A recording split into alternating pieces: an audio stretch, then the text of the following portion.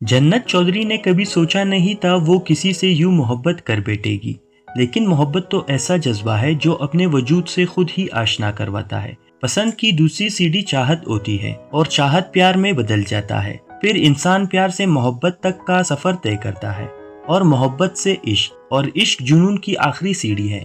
वो प्यार से मोहब्बत में दाखिल हो चुकी थी और इश्क में दाखिल होने वाली थी। जिस चीज से वो खुद को सारी उम्र बचाती रही, वो चीज कोई भूत बनकर पीछे लगा था इसके, लेकिन इसके बावजूद भी इसने कभी हद पार करने की कोशिश नहीं की। वो मोहब्बत भी सोच समझ कर रही थी, और रुहैब की मोहब्बत अल्लाह की मोहब्बत के बाद ही आता था। वो सबसे ज्यादा इश्क इस वक्त भी अल्लाह से ही करती थी। रुहैब का कयाम तवील से तवीलतर होता जा रहा था। इस बर्फानी इलाके में वो सिर्फ जन्नत के लिए इस अजनबी इलाके में रह रहा था, और जन्नत भी इस परदेसी से यूं दिल लगा बैठी थी जैसे ये दुनिया इस इंसान पर आकर खत्म हो जाता हो।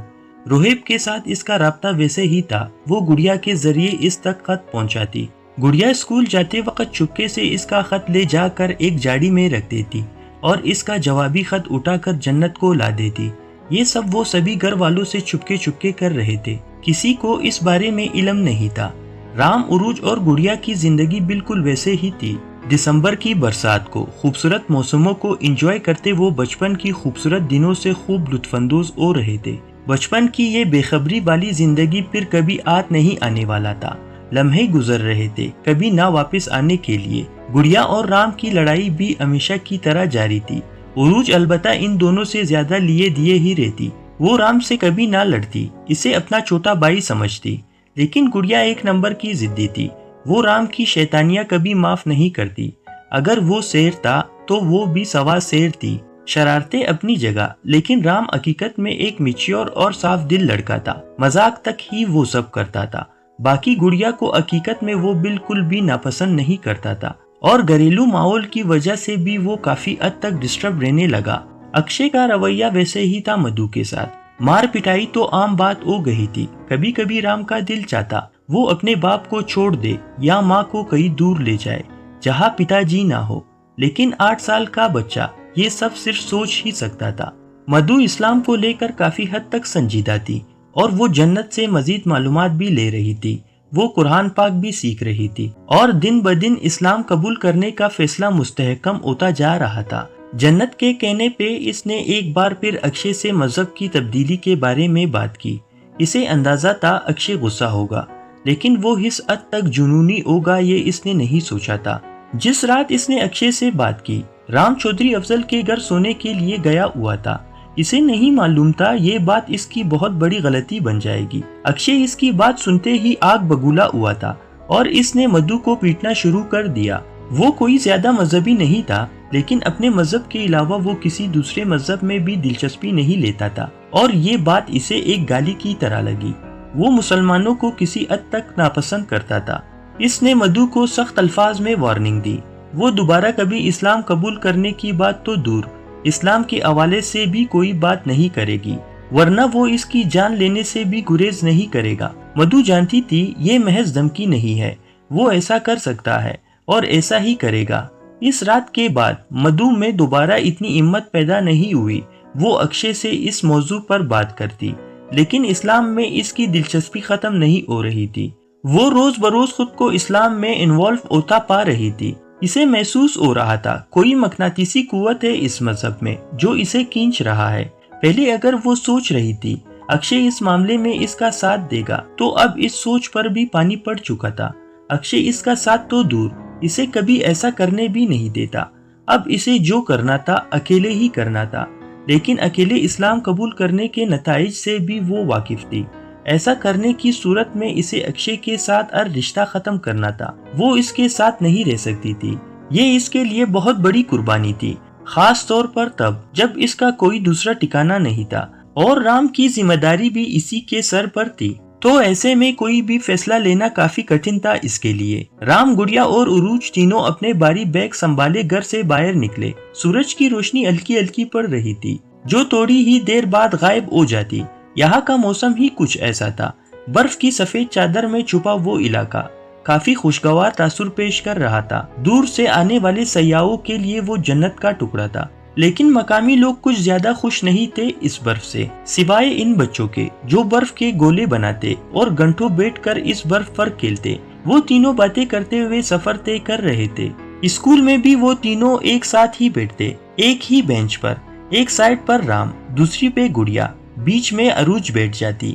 اگر وہ بیچ میں نہ ہوتی تو رام اور گڑیا لڑ جھگڑ کر پورا اسکول ہی سر پر اٹھا لیتے، اور عروج کافی حد تک تنگ تھی ان کے جھگڑوں سے۔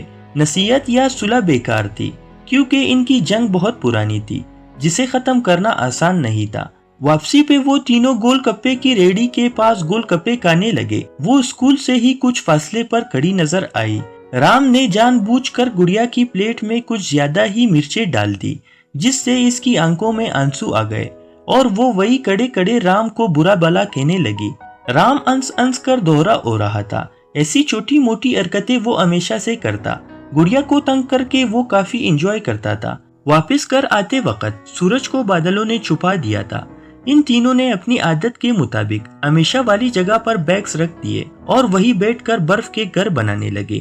اسکول سے چھٹی کے بعد 1 یا 2 گھنٹے کھیلنا ان کی روزانہ کی روٹین میں شامل تھا۔ گڑیا گھر بناتی، رام گرا دیتا۔ گڑیا غصے میں آ کر اس پر برف کے گولے پھینکنے لگتی اور اسے بلی جیسے آنکھوں والے کہہ کر اپنے دل کا بڑاس نکالتی۔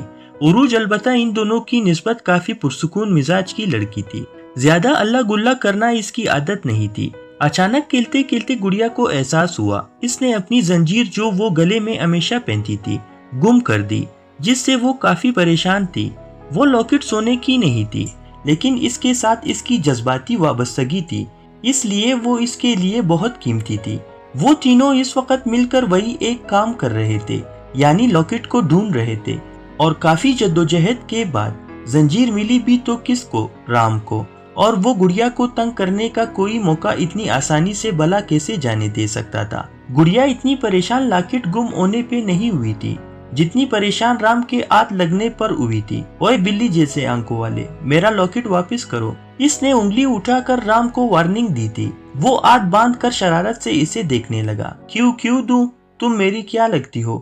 گڑیا نے غصے سے دانت پیسے۔ اس کی سمجھ میں نہیں آیا وہ کیا کرے اس کا۔ دیکھو ہم اچھے دوست نہیں ہیں، پلیز واپس کر دو۔ گھی سیدھی انگلی سے نہیں نکلی تو وہ انگلی ٹیڑھی کر چکی تھی۔ یہ مجبوری تھی، ورنہ رام کے سامنے جھکنا اس کی شان کے خلاف تھا۔ نہیں ایسے نہیں، بتاؤ شادی کرو گی مجھ سے؟ گڑیا کا غصہ شوٹ کر گیا۔ برف کا ایک گولا پوری قوت سے اس نے رام کی طرف اچھالا۔ جب بھی رام یہ کہتا اسے یہ بات ایک گالی لگتی۔ کتے کے بچے، دفع ہو جاؤ، مجھے نہیں چاہیے، غصے سے چلا کر وہ بولی۔ رام نے کندھے اچکا کر وہ لاکٹ بیگ میں ڈال دیا۔ گڑیا کو لگا تھا وہ اسے خود ہی واپس کر دے گا، اور ارادہ رام کا بھی یہی تھا۔ وہ اسے تھوڑی دیر تنگ کرنے کے بعد زنجیر واپس کر دینا چاہتا تھا، مگر اس کے وہم و گمان میں بھی نہیں تھا وہ زنجیر ہمیشہ کے لیے اس کے بیگ میں رہ جائے گی، اور یہ بات گڑیا نے بھی نہیں سوچی۔ جب وہ واپس جانے لگے تو گڑیا ہمیشہ کی طرح ان دونوں کو اکیلا چھوڑ کر اس جھاڑی کے پاس آئی جس پہ وہ ہمیشہ آتی تھی۔ اس نے رام اور عروج کو باتوں میں مصروف پا کر اپنی پرس سے جنت کا دیا ہوا خط نکال کر اس جھاڑی میں رکھ دیا، اور وہاں رکھا ہوا روہیب کا خط اٹھا کر واپس پرس میں ڈال دیا۔ یہ سب وہ بڑی رازداری سے کرتی تھی۔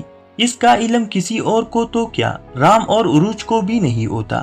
گھر آ کر اس نے چپکے سے وہ روہیب والا خط جنت بوا کو دیا، جیسے یہ سب روٹین کے کام ہو۔ جنت اس وقت درخت کے نیچے بیٹھ کر اسی کا انتظار کر رہی تھی۔ وہ ہمیشہ ہی گڑیا کا یوں ہی انتظار کرتی۔ سیکنڈ صدیوں میں تبدیل ہو جاتے۔ انتظار کافی گھٹن ہوتا ہے۔ کئی بار وہ دروازے سے جھانک کر دیکھتی۔ اگر گڑیا لیٹ ہو جاتی تو وہ بن پانی کی مچھلی کی طرح تڑپنے لگتی۔ گڑیا سے خط پا کر جیسے برستی بارش میں کوئی سائبان آ گیا ہو، وہ بھاگتی ہوئی اندر اپنے کمرے میں گئی۔ دروازہ بند کر کے اس نے خط کھولا۔ السلام علیکم، دنیا کی سب سے خوبصورت اور پیاری لڑکی، آپ کیسی ہیں؟ امید ہے آپ اچھی ہوں گی۔ اب اگر آپ میری خیریت چاہتی ہیں تو میں آپ کو بتانا چاہتا ہوں میں بالکل بھی خیریت سے نہیں ہوں۔ ہماری اس داستان کو کئی دن گزرے، اب ملاقات کا بھی شرف بخشیں، ورنہ آپ کا یہ عاشق یہی ان پہاڑوں میں دم توڑ دے گا۔ دھڑکن بے قرار ہوئی۔ آخر میں ایک غزل بھی لکھا تھا۔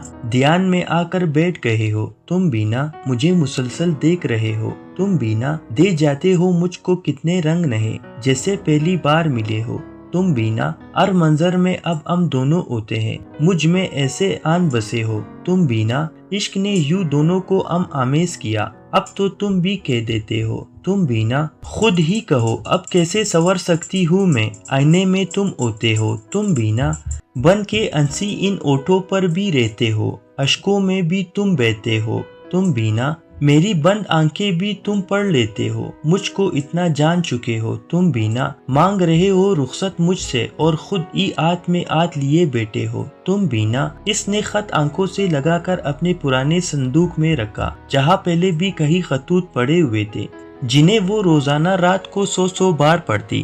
وہ ملاقات کا کہہ رہا تھا اور وہ اسی بارے میں سوچ رہی تھی، محبت اور خطوط اور بات تھی، لیکن اس طرح یوں کسی اجنبی نامحرم سے ملنا اس جیسی مذہبی لڑکی کے لیے ناممکن تھا۔ دل اس کا بہت چاہ رہا تھا، لیکن اس طرح یوں وہ اپنے اصولوں کی دھجیاں نہیں اڑا سکتی تھی۔ دل انسان کو بہت کچھ کرنے کو کہتا ہے، لیکن انسان ہر وہ کام نہیں کر سکتا۔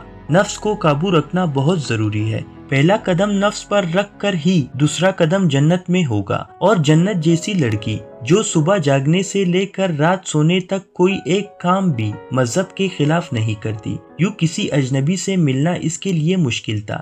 اس رات چاند کی روشنی میں اس نے روہیب کے خط کا جواب لکھا اور اس میں اپنی وہ مجبوری بتائی جس کی وجہ سے اس کے لیے ملاقات کرنا مشکل تھا۔ ہر رات سونے سے پہلے وہ اللہ تعالیٰ سے معافی مانگتی، یہ سوچ کر جو وہ کر رہی ہے کہیں کچھ غلط تو نہیں ہے۔ وہ تو دوسروں کو دین سکھاتی تھی اور خود اپنے معاملے میں دل کے سامنے یوں کتنی بے بس ہو گئی۔ اگلی صبح اس نے گڑیا کے بستے میں وہ خط رکھ دیا۔ گڑیا یہ بات جانتی تھی، اس لیے اسکول جاتے وقت اس نے وہ خط جاڑی میں رکھ دی۔ اس کا جواب چھٹی کے وقت ہی آنا تھا، جو وہ اسی جاڑی سے اٹھا لیتی۔ روہیب چونکہ جانتا تھا یہ خط کا وقت ہے، اس لیے وہ بےتابی سے جاڑی تک آیا اور بے ترتیب دھڑکن کے ساتھ وہ خط کھول کر پڑھنے لگا۔